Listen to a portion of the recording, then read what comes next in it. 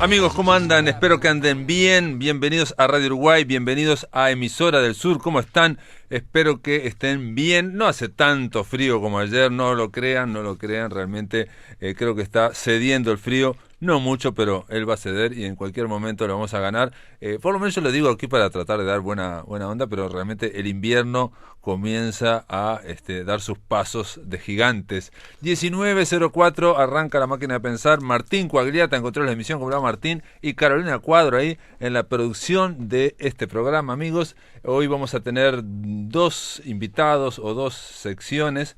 En realidad, en el último bloque vamos a estar llamando a Santiago de Chile para una columna más de La Auténtica Rocola, la columna de Patricio Hidalgo sobre Luis Eduardo Aute. Para hoy trajo una canción que realmente me sorprendió. Bueno, lo vamos a analizar.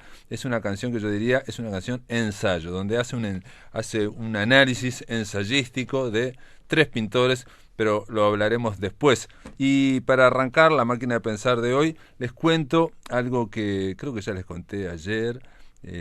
La Fundación Mario Benedetti y la Casa de los Escritores del Uruguay, frente al tema de la pandemia, generaron todo un sistema como de becas o de ayuda, y se les pedía a cada escritor seleccionado que contase su proceso creativo, ¿no? Se agruparon los seleccionados de a dos escritores, y después se le pidió a algunos periodistas culturales si podíamos de alguna forma dinamizar ese diálogo sobre el proceso creativo de los escritores. A mí me invitaron, y bueno, les agradezco a la Fundación Benedetti y a la Casa de los Escritores del Uruguay para coordinar dos diálogos. Uno lo pasamos hace 15 días entre Malí Guzmán y Diego Recoba, y hoy los invito a oír el proceso creativo, la conversación que fue absoluta y totalmente diferente, distinta a la anterior, entre el escritor y poeta Andrés Olveira. Él es narrador, es poeta, acaba de publicar en Yaugurú. Andrés Olveira el año pasado estuvo invitado dentro del ciclo Todos Somos Raros, y la escritora de literatura infantil Susana Besio-Licio. Así que los invito a oír este diálogo en torno al proceso creativo. Muy bien, ¿cómo están? Espero que estén bien. Vamos a empezar este diálogo con Susana Besio-Licio y con Andrés Olveira. Este diálogo breve sobre el proceso de creación lo vamos a tener en el marco del Fondo de los 100 años de Mario Benedetti, y que viene convocado obviamente por la Fundación Mario Benedetti, la Casa de los Escritores del Uruguay, y viene apoyado por Coparte. Simplemente decirles que Susana Besio-Licio es de Canelones, lleva 9 libros editados, tiene 2 libros en proceso de edición, se dedica exclusivamente a la literatura infantil y juvenil, y es autora e ilustradora de todos sus libros, y que Andrés Olveira es bibliotecólogo, escribe prosa, poesía, dramaturgia, tiene 2 libros publicados, y viene uno de poesía en camino, ¿no? Que va a salir por la editorial Yaugurú. Así que básicamente la presentación sería muy sucinta, y ya mismo, si les parece, arrancamos, y arrancamos con una pregunta muy amplia, no sé qué les parece, no tanto del proceso de creación, porque cada libro tiene su proceso, creo yo, ni una receta, sino simplemente cómo han escrito el último libro de los dos, cómo fue el proceso del último libro de los dos. ¿Arranca Susana? Bueno, yo no sé bien qué es lo que funciona en mí para despertarme las ganas de escribir. Yo escribo con rima y para los chiquilines más chicos, y las ideas me asaltan a mí. O sea, me han despertado durante la noche la primera parte de un cuento, y este último, que se llama Norberto casi quiso,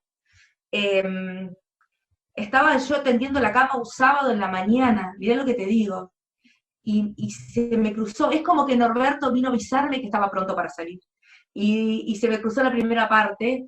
Norberto el erizo peinar su pelo quiso, 1000 veces lo intentó, pero siempre se le paró. Sábado de mañana, ¿entendés que me pasa eso? Y yo ya sé que está pronto, es como que la idea estuviera flotando en el aire y me interceptara a ella a mí, ¿entendés? Es como que la idea ya está en el aire y se pasa por mi cabeza y yo lo puedo traducir a rimas y a risas, ¿no? Así se generó Norberto. Impresionante. Muy bien, Susana, simplemente, ¿siempre es con rima y es narrativa? Estamos hablando igual, ¿no? Cuento. Es narrativa, sí, es prosa rimada. Yo de poema, que Andrés no va a poder decir mucho mejor, no sé nada, de métrica y no sé qué, nada. Lo mío es rima, pero prosa rimada. Pero sí tengo dos novelitas escritas que el proceso es totalmente diferente, pero también lo que une toda mi literatura es el eje de lo que hablo. Yo hablo de la aceptación de que cada uno es como es y está bueno ser como somos. Ese es el eje por el cual están unidos mis libros. Pero sí, entonces algunos son con rimas y el otro son en este formato de novelita. Muy bien, y vos, Andrés, el último libro, ¿cómo fue? Bueno, ahora estoy atravesando escrituras, pero tal vez me centre más en el que está por salir, que es de poesía, aunque ahora estoy escribiendo narrativa, y el de poesía también es muy ilustrativo del proceso general mío, que muchas veces tomo a partir de la experiencia personal, la uso de inspiración para transmutarla y vincularla con otras referencias que pueden ser una conversación, un libro que estoy leyendo, o fantasía, y las vehiculizo de esa manera. El libro de poesía se llama ¿De qué sirve una casa? Y narra la mudanza de dos jóvenes montevideanos, pero que pueden ser de cualquier lado, que tienen un problema inmobiliario. Se mudan, se les inunda la casa. Y eso es una experiencia que pasó en la vida real con mi compañera, y que parecía que estábamos con un mal karma del que todavía no nos libramos. Pasó hace un par de años el hecho de que está basado esto, y decidí hacer un libro de poemas de eso, que son 52 poemas que cuentan una historia. No tiene el flujo, tiene como un flujo que está muy vinculado a lo acuático, porque uso como mecanismos de ironía, de sarcasmo, pero también mando cualquiera, como que pasan cosas absurdas, se convierte en una situación absurda y es como una historia, porque me gusta cuando narro, claro que sí, pero cuando escribo poesía también me gusta narrar, me gusta tener algo para contar. No soy tanto de ver los poemas, aunque me salen muchos individuales, me gusta pensarlos como una totalidad, tengo como ese vicio de vincular todo. Entonces salió así, ¿De qué sirve una casa? Que también marca como el contexto de las dificultades de repente que pueden surgir para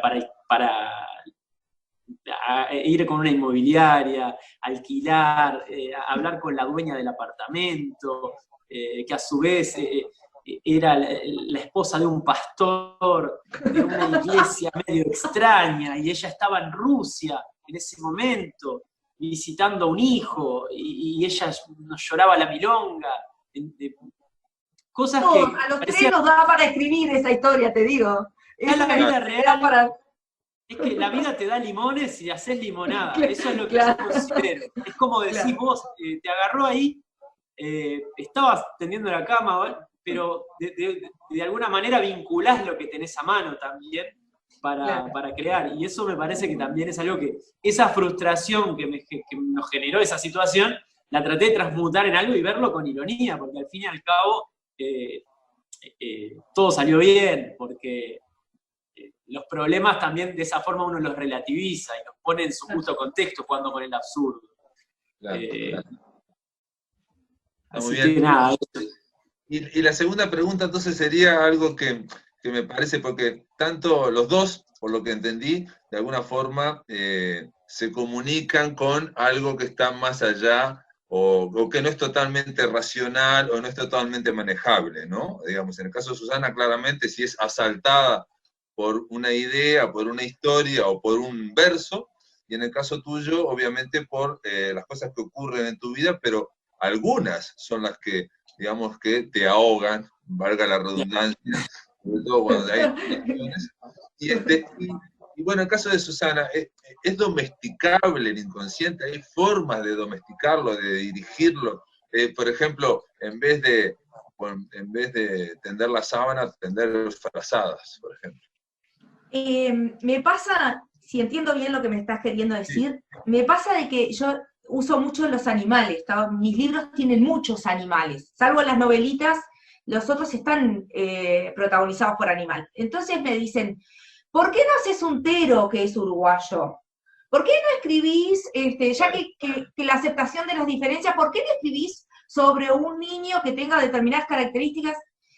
Y yo me quedo con la idea de que qué bueno sería poder yo tejer las ideas que se me ocurren para el lado de que estaría bueno comercialmente o que es un animal que no está explotado, que bueno iría yo para ahí, o que es uruguayo, entonces sería el animal. No, no lo puedo hacer. Hasta ahora no lo he podido hacer. O sea, no, es lo que te digo, yo tengo la facilidad de tejer ideas que ya están en el aire. Ahora, es como que me llegaron... Cuando yo tengo la pregunta, y lo mismo para Andrés, digo, de si es domesticable, si de eso, ese proceso que te asalta, si puedo ir hacia tiene, o de alguna forma, digamos, tender hacia algo o no, o vos no te lo planteas. En el caso de los libros rimados, no. Viene como pronto. Me llega como pronto. Me sale todo en un día, además. O en dos, más no. En el caso de la novelita, sí. En el caso, lo que me salen las ideas y después yo las desarrollo y ahí puedo domesticar más.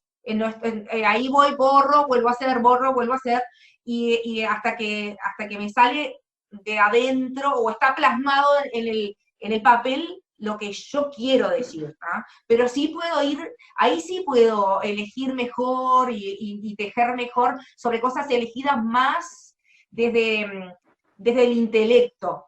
Las rimas otras me salen desde el corazón, desde las vísceras. ¿Se entiende lo que quiero decir? Sí, perfecto. No te interesa. Y en el caso tuyo, Andrés, digo, porque la pregunta también es, o la fantasía que puede tener aquellos que nos están oyendo, es de si se puede dirigir o tender de alguna forma. En el caso tuyo, Andrés, yo, cuando digo si se puede domesticar, volvemos a lo doméstico. Se ve que estás siempre en lo doméstico. Sí, yo creo que se puede facilitar y se puede estimular, pero a veces son muy caprichosos y muy insondables los caminos de la inspiración y los caminos que mueven hacia el acto creativo son insondables, pero también se puede hacer una arqueología de su recorrido. Podemos ser detectives de nuestro propio proceso creativo y tratar de ver qué recurrencias hay, qué métodos, o si estamos buscando uno, para conocernos mejor, porque es una forma de autoconocimiento. Entonces, a mí lo que me pasa es que trato de facilitar.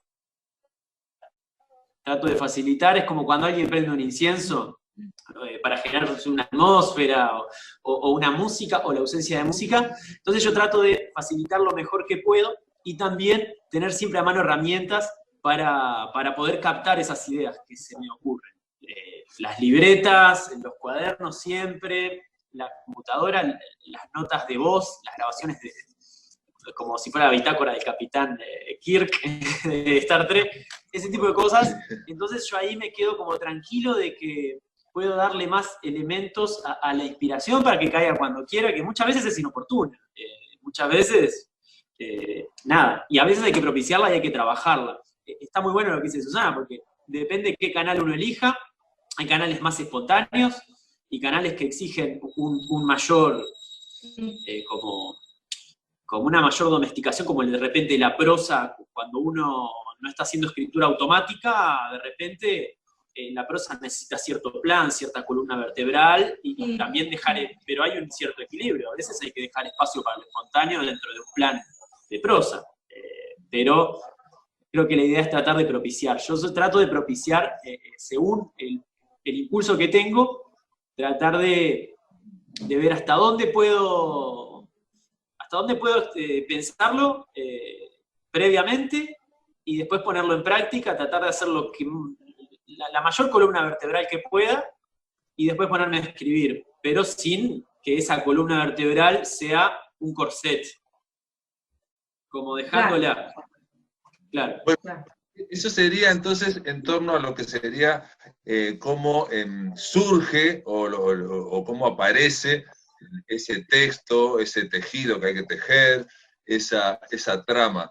Pero después hay, y ustedes están tan claro, aparte de que el escritor tiene que leer, obviamente, para de alguna forma ir también domesticando o ir adiestrando sus recursos para escribir, después hay una cosa que es inevitable, que sería la cocina de la escritura, y ahí le voy a preguntar a Susana, vamos a continuar dentro de lo doméstico, pero pasamos a Susana, la cocina de la escritura, Susana, en tu caso, que es la parte, bueno, de corrección, de proceso de ese texto y de los dibujos, en tu caso, encima de la ilustración. ¿Cómo es la cocina? ¿Qué instrumental tenés en ese?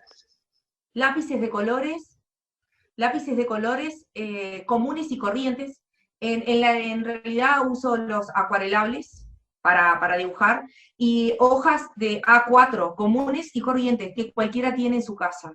Si vos vieras mis libros, verías que desde el primero al último hay todo un crecimiento en la parte de los dibujos, porque hay como... yo fui aprendiendo, en mis propios dibujos fui aprendiendo a dibujar. Lo único que yo no hago es, en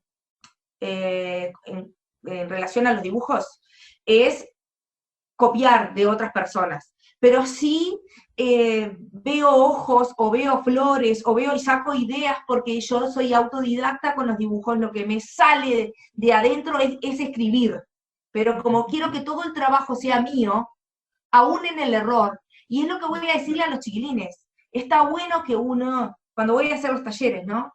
Equivocarse, ir aprendiendo y sacar lo mejor que uno va pudiendo, y cada vez, cuanto más practiquemos, va a salir mejor, ¿no? Evidentemente. Para escribir solo uso una lapicera y cualquier hoja que esté adelante. Lo único que preciso para conectar con las ideas es que se forme una burbuja de soledad. ¿Viste esos lugares? ¿Viste cuando vos de repente estás lavando los platos? ¿Lavan los platos ustedes? Sí. ¿Sí? Y estás vos sola, nadie se acerca, ¿no? Entonces estás vos solo contigo mismo, y ahí yo escucho mis pensamientos. Y empiezo a tejer una idea con la otra. Siempre me pasa. Me pasa dentro de la ducha, me pasa lavando los platos, me pasa tendiendo la cama, y cuando ahí conecto, ahí yo escucho lo que está viviendo adentro mío. Y ahí agarro lo que sea, la boleta, la UTE, o lapicera, y escribo en donde sea. Esa es mi manera de escribir. ¿Y los dibujos influyen en el texto que ya escribiste? Al revés, primero el texto sale solo. Sí. El texto sale, y Sí. luego lo tengo que dibujar. Lo tengo que dibujar. Y lo que sí, para los chiquilines, que los primeros escuchas, 4 o 3 años, el dibujo es casi tan importante como el texto, ¿no? Sin duda. Entonces, pero nunca es al revés. Nunca me sale un dibujo y después el texto. No, yo de corazón soy escritora. Soy ilustradora porque quiero que mi trabajo sea todo mío.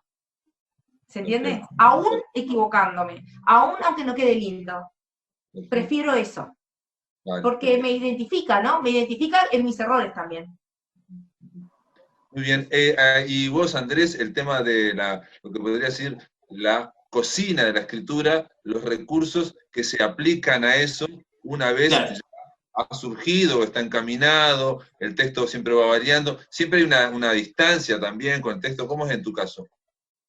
Yo tengo una etapa que es la etapa libreta, que siempre hay una libreta a mano, siempre hay en el bolsillo de la dama de la cartera de caballero, siempre hay una libreta, el celular, las notas del celular, y después es como que es como una lluvia que hay ahí, y uno agarra las vertientes que siente que puede. Después agarro lo que siento que puedo seguir. Entonces, trato de tener varios canales abiertos, no cerrar nada, pero cuando me voy a dedicar a algo, trato de meterle una cierta disciplina y el pulido, la escritura, y la reescritura y la relectura me parece que son fundamentales, constantes, y lo de la distancia está muy bueno, porque muchas veces necesitas encajonar las cosas para después verlas con una distancia necesaria. Porque, sí, dejarlo dormir. Dejarlo dormir, claro, y volverlo a ver al otro día, sí, total. Sí, o incluso pueden pasar semanas, meses, porque a veces uno queda con mucha cercanía con el texto, muchas veces te contamina, y necesitas verlo con otros ojos, que son... Sí. Entonces, nada, está bueno porque uno también descubre en lo que escribiste, descubrís cosas que no habías visto cuando estaba todo tibio ahí. Y, claro. Sí. Por ejemplo, Horacio Quiroga decía que aquello de que no hay que escribir bajo el imperio de la emoción. Pero hay otra persona que me dijo algo muy parecido a lo que decís vos, Andrés, que es que cuando uno está escribiendo ese texto, en realidad, y lo lees inmediatamente, ¿no? O claro, el otro día lo lees, en realidad ahí te está leyendo tu mente. Sí. No lees el texto hasta que no haya pasado una semana, y ahí sí, como uno, si fueras un lector, el primer lector, abordás y lees lo que está realmente escrito, porque al principio, el calor de la circunstancia, ¿no? Uno lee su mente, y todo le cierra perfecto en ese momento. Es la mente que te dice, mirá, qué bueno que está esto, y claro. A mí me pasa, trabajando con los niños, porque el libro, después de que es libro, tu cuento, después de que es libro, tiene una entidad aparte, y cada uno lo ve desde otros ojos.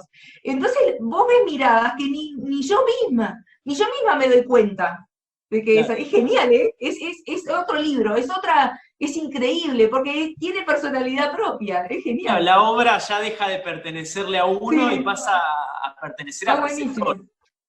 Sí, tiene que haber la famosa distancia. Bueno, se nos pasan los 20 minutos. Una última pregunta, muy breve la respuesta, por favor. Es esta, cuando tienen que escribir, ¿qué otros recursos tecnológicos están usando? Por ejemplo, el audio, escucharse a sí mismos, que alguien los lea, que dárselo a otro. Brevemente, me digan qué es lo que hacen. Yo uso eso de grabarme leyendo y luego me escucho, sobre todo en los con rima, ¿no?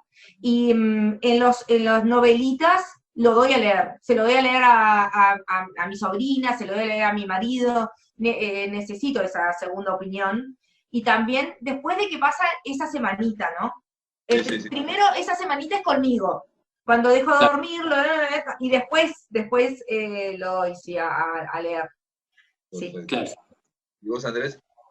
Bueno, el lector es muy importante, el rol de lector, y tener lectores de confianza, aunque sea un par de lectores de confianza, que puedan ser crudos también y honestos, sin ningún tipo de compromiso, que te puedan decir, mirá, me parece que esto está bueno, está mal, y también uno mismo ser capaz de decir, voy a persistir en esto a pesar de la opinión externa. También está eso. Pero siempre está buena Claro, igual, aunque alguien te diga algo, es una decisión propia. Pero está bueno también tener ese conflicto, es un conflicto muy interesante. Y nada, eso. Obviamente la tecnología, trato de escribir, a veces escribo en la tablet, trato de escribir en la computadora, a veces tengo que fotografiar notas para transcribirlas, y a veces uso el tema de la voz, pero más que nada para ideas. Como la voz la uso de libreta. La lectura en voz alta la utilizo cuando estoy en la etapa de corrección, y un párrafo de repente me resulta, o una estrofa, me resulta dudosa, y tiene mucho ripio, o alguna cacofonía, unas palabras que se repiten, la trato de decir en voz alta para ver qué efecto tiene y si me resulta agradable. Muy bien. Gracias por estar aquí y acompañarnos en y compartir los secretillos del proceso de creación. Gracias a los dos. Re linda la entrevista, gracias a ustedes. Muchísimas gracias a ustedes también. Bueno, amigos, esta era Susana Blesio y Andrés Olveira, eran los escritores que estábamos conversando sobre su proceso creativo. Ahora los invito a oír a Mariana Lucía en esta canción que se llama Salvador. Mariana Lucía va a estar mañana con nosotros aquí en La Máquina de Pensar, hablando de su quinto disco, La Eternidad y sus tantos sentidos, y como digamos preámbulo vamos a escuchar a Salvador.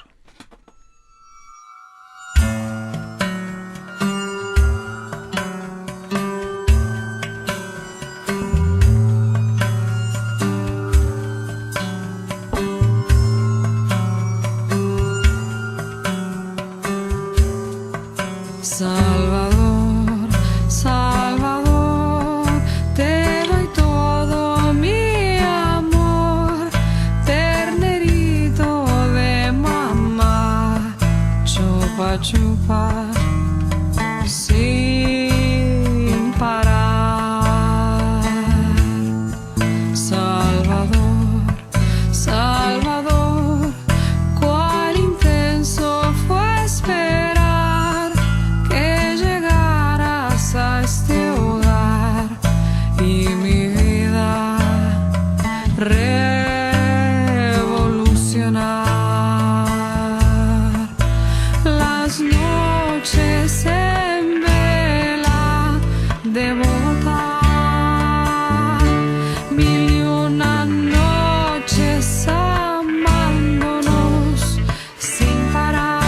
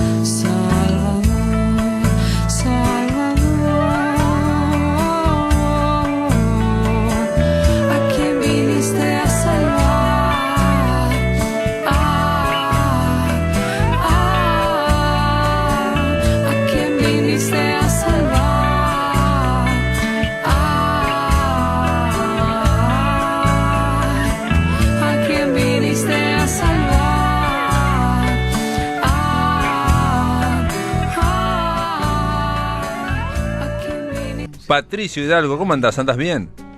Bien, querido Pablo, gusto de escucharte. Sí, un gusto para mí de escucharte y aparte decirte que me sorprendiste con esta canción que elegiste, Tríptico de Luces y Sombra, de Luis Eduardo Aute, porque se me ocurrirían, no sé, 50 antes que esta canción, pero no está mal porque cada uno aborda la obra de Luis Eduardo Aute y me parece brillante la elección, pero vamos a ello, ¿no? Sí, bueno, primero en la interna de este camarín, la pasada la elegiste tú, entonces sentí la necesidad de empatar. Perfecto. Y también hablamos hace 15 días mucho del Aute cinematográfico, exacto, o de su gusto por el cine, o de su labor como autor, o como, compositor de música, de cine. Uh-huh. Y entonces, en esta otra parte de su obra, en que realmente es casi comparable o equidistante de la música, me pareció un muy buen pretexto para hablar de esas dos cosas, del Aute pintor, pero también del Aute apreciador de la pintura, ¿no? Sí, bueno, el Aute pintor no se puede deslindar del Aute crítico de la pintura, digamos, degustador de la pintura, y él, hay que decir un detalle que una y otra vez lo dijo siempre: antes que cualquier otra cosa era un pintor, ¿no? Y de hecho no siguió o no desarrolló el terreno, el camino de la pintura, porque dijo, entre otros, por más que tuvo bastante éxito en los 60 cuando comenzó, que llevaba mucho trabajo hacer una exposición y que después venían un montón de gente al principio en el vernizaje y después nada. Entonces él veía que era un esfuerzo muy grande y se encontró que él, por el lado de la canción, llegaba a más gente, ¿no? Intentó por el cine, que también es otro arte popular, no lo logró, no tuvo los mismos éxito, y bueno, por la canción fue que desarrolló su arte, o lo conocemos, estamos hablando de él como cancionista, como cantautor, ¿no? Pero yo puse, no sé qué pensás vos, Patricio, que esta canción que elegiste, Tríptico de Luces y Sombra, es una canción ensayo, es una canción ensayística. Él va a dar su punto de vista de nada menos de Velázquez, de Goya y finalmente de Picasso. Sí, es una canción muy discursiva, incluso creo yo que falla quizás como canción perfecta por eso, ¿no? Pero a la vez, en ese mismo discurso es un pequeño tratado de arte. Llama la atención la elección de estos tres pintores, porque es una elección tremendamente, no diría conservadora, pero al menos predecible o formal, ¿no? O sea, son los tres grandes pintores españoles, sin lugar a dudas. Es una canción del año 2007, cuando yo creo Aute vuelve a recogerse a la pintura, ¿no? En su última década de vida, de años muy frenéticos a años en los que lo que a él más le gustaba, dice, es estar solo en su estudio, sin intervenciones inoportunas, pintando, ¿no? Él siempre se refirió a la música como un pasatiempo que le quitaba mucho tiempo, que le requería mucho esfuerzo, un hobby apasionante, y que en cambio en la pintura él se desarrollaba más, porque es una carrera de pintor muy extensa también, ¿no? A los 17 años, el año 60, hace su primera exposición individual, y es algo que se mantiene. El 2007, por ejemplo, que es el año de esta canción, tiene un par de exposiciones importantes, y claro, uno piensa, ¿qué tienen estos tres pintores que los elige a ellos para hacer esta canción, ¿no? Él antes de cantar esta canción siempre decía una frase que la estuve buscando, pero no la encontré en YouTube, a ver si estaba grabada, increíblemente no la encontré y la busqué mucho. Él decía al comienzo de esta canción, decía que, bueno, que me disculpan, pero para mí los tres pintores más grandes de toda la historia son casualmente españoles. Dicen, yo no tengo la culpa, pero bueno, es Velázquez, Goya y Picasso, ¿no? Entonces analizaba digamos, lo que es la pintura en esos tres. Yo añadiría a lo que acabas de decir vos, de que la música le quitaba un poco de tiempo y que le gustaba la pintura, que también lo encontró vía el dibujo, la animación manual para hacer, por ejemplo, Un perro llamado Dolor. Yo lo entrevisté una vez y me dijo que la idea de él era precisamente hacer un corto sobre Goya, caprichos, magia, majas, tauromaquia, fusilamientos junto con Buñuel.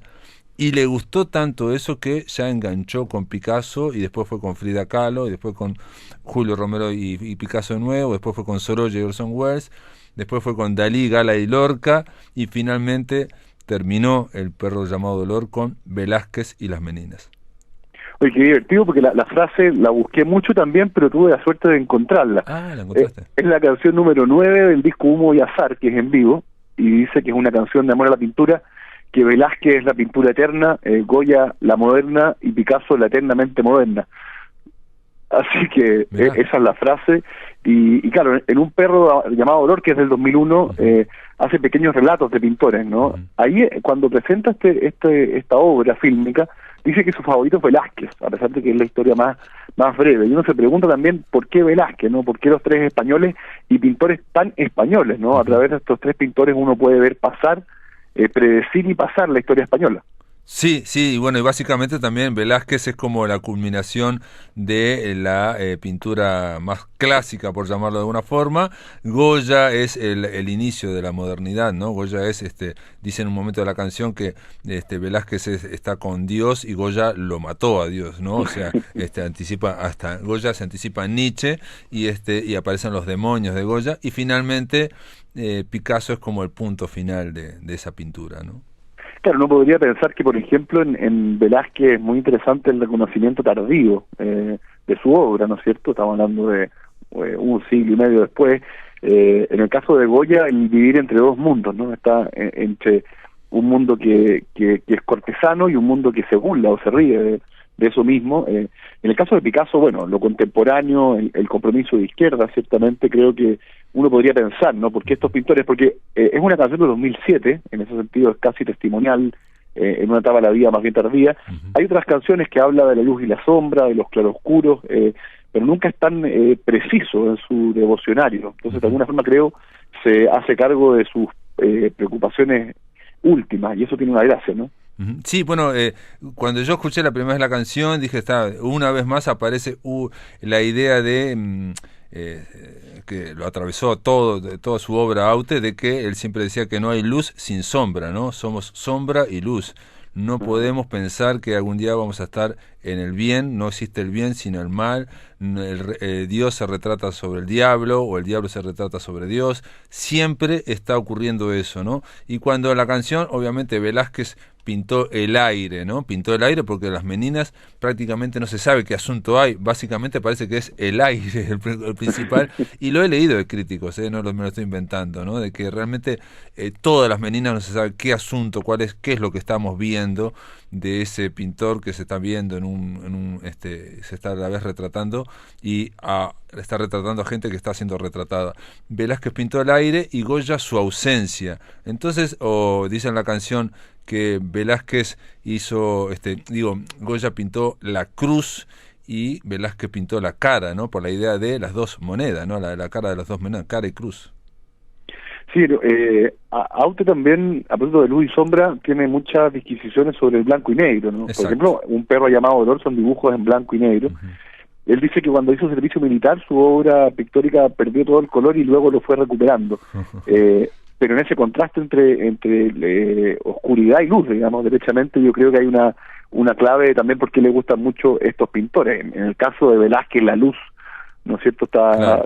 Es muy lumínico, ¿no es cierto? Sí, claro. Y yo creo que en el caso de Picasso la investigación, lo que me llama la atención es que... Y Goya la oscuridad, ¿no? Goya, digamos, el tema ese el primero en pintar con manchas prácticamente, ¿no? O sea, y lo iconoclasta también, de alguna manera, se está burlando, está denunciando, y en eso yo creo que pueden emparentarse, pero toda la vertiente del erotismo en Aute, en su pintura y en su música, pero ciertamente en su pintura, no la veo menos, digamos. Creo que eso es un desarrollo de él quizás más literario. Bueno, pero Picasso, pero Picasso es muy un erotoma, ¿no? Digamos, su obra, la obra de Picasso, tiene extensas series dedicadas casi a la pornografía, el erotismo más brutal, digamos. Picasso era un toro, ¿no? Era un toro. Claro, y de hecho la canción lo deja al final, es bien curioso porque lo nombra mucho menos que a los otros dos, pero sin embargo, precisamente habla de que le dio la luz final a la pintura. O sea, normalmente mezcla el asunto de la luz y de alguna forma lo pone como una evolución o una vanguardia de los otros dos, pero como estas naves, ¿no es cierto?, de la NASA, en que algunas van explotando para que quede una más arriba. De alguna forma uno queda con la impresión de la canción de que Velázquez y Goya en su explosión permiten que siga Picasso más arriba, ¿no? De todas formas, yo te voy a decir que esta canción me parece ensayística, ¿no? Ensayo, ¿qué quiere decir? Reflexión. Quiere decir, obviamente, pensar no solamente con la razón, sino pensar con toda la mente, en fin, con la intuición, con la poesía, pero no deja de ser una canción ensayística, ¿no? Él va diciendo la luz y sombra, sombra y luz, Velázquez pintó la cara, Goya pintó su cruz, y va diciendo, por ejemplo, que Goya, por ejemplo, en una parte dice, Velázquez pintó el ocaso del mito, ¿no? Ya era la culminación de ese canon, ¿no? De ese equilibrio de la música, de la pintura clásica, y Goya mitificó el mal de Aurora. Ahora, mal de Aurora es Mal d'Aurore, que es la gran obra de Lautréamont, un escritor francés nacido en Uruguay, franco-uruguayo, y que escribió Mal d'Aurore, que es su gran obra, y que nadie sabe hasta el día de hoy qué significa Mal d'Aurore. Para algunos significa mal de aurora, para otros significa mar de horror. Él dice que Goya mitificó el mal de Aurora. Lo estoy explicando mínimamente para decir que engancha a Goya obviamente con la poesía simbolista de Lautréamont del siglo XIX, que es todo el cambio, o sea, se viene la modernidad, que quiere decir, se acabó Dios, se murió Dios, y ahora está el hombre, y el hombre frente a sus demonios, frente al mar.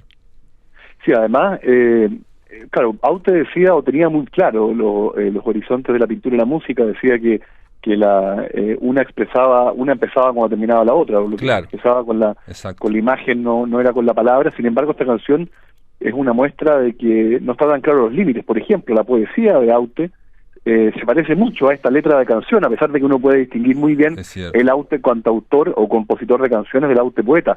Pero, por ejemplo, los versos cortos, la paradoja, el revelar a través de una frase ingeniosa, digamos. Sí, jugar con la palabra, jugar con el doble sentido, decir, por ejemplo, vio la luz y el otro la violó, en fin, esos son todos juegos de poeta que está jugando con los términos, ¿no? O sea, ver de distinta forma la misma palabra.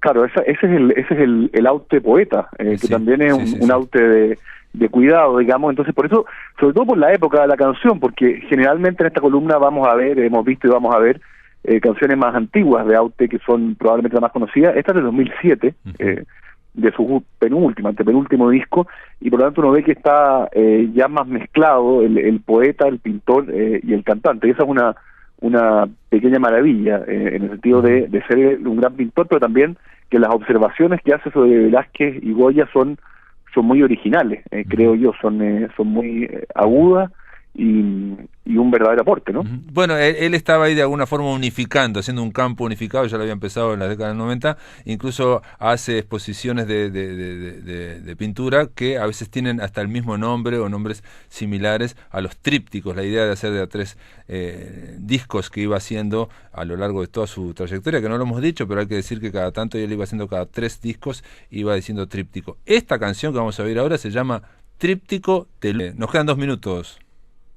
Sí, mira, es una canción que me parece, como te digo, muy representativa de la época en que Aute la compone. Me llama mucho la atención. Aute murió un 4 de abril, ¿no es cierto?, de este año. Picasso murió el 8 de abril y Goya murió el 16 de abril.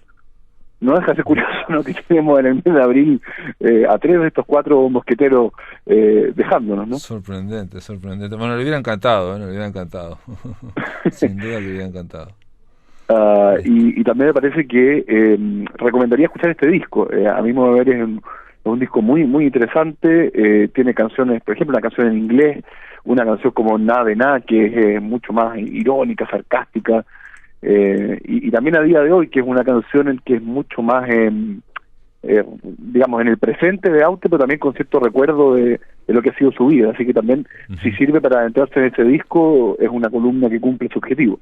Vale la pena escuchar ese disco, estoy de acuerdo. Y bueno, simplemente decir, por ejemplo, cuando dice que uno, ¿no?, por Velázquez impresionó la luz y el otro por Goya expresó sus sombras, ahí no solamente, lo estaba mirando, ahora lo estaba leyendo, no solamente está ese juego de la impresión de la luz y la sombra, que fue, digamos, real, se puede decir que Velázquez de la luz y Goya de la sombra, sino que la idea de usar el verbo impresionar tiene que ver con la luz, impresionismo, con la impresión, y el otro con el expresó su sombra, el expresionismo de Goya, digamos. Todo eso estaba, si se quiere, en esos 2 gigantes que eran Velázquez y Goya, y que después se fue, digamos, desarrollando. Entonces, Aute, incluso cuando elige los verbos, también está jugando con la poesía, está jugando con la reflexión y con esta cuestión que es tan ensayística, ¿no? Velázquez reflejó los espejos y Goya reflexionó sobre sus espejismos, ¿no? Lo que pasa cuando se enfrenta a sus propios demonios, ¿no? En la sombra de Goya, ¿no? Los caprichos, sobre todo, ¿no? Esos caprichos. Sí, exige un auditor informado, un espectador informado. Aute, por ejemplo, cuando dice que uno fue la música callada y el otro su grito sordo, exacto, está dando un verso de gran nivel, ¿no? Claro, Goya fue sordo, pero también fue el grito sordo de esa pintura, como nunca se había visto, ¿no? En la pintura, esas manchas espectaculares que hay en los caprichos de Goya, del último Goya, cuando el sordo, digamos, en la quinta ya en Burdeos, Goya empieza a pintar cosas que sabía que no iban a ser vistas, digamos, prácticamente, y ahí está inaugurando toda la pintura moderna. Absolutamente, y también yo diría 3 autores que evolucionan durante su carrera, en diferentes etapas o diferentes búsquedas artísticas, Picasso hasta la exageración, ¿no es cierto? Hasta el último día de su vida, que es precisamente también lo que hizo Aute, ¿no? Le era muy difícil quedarse en un solo arte, en un solo estilo, en una sola disciplina. Creo que también son buscadores los cuatro, ¿no? Sin duda, son grandes buscadores.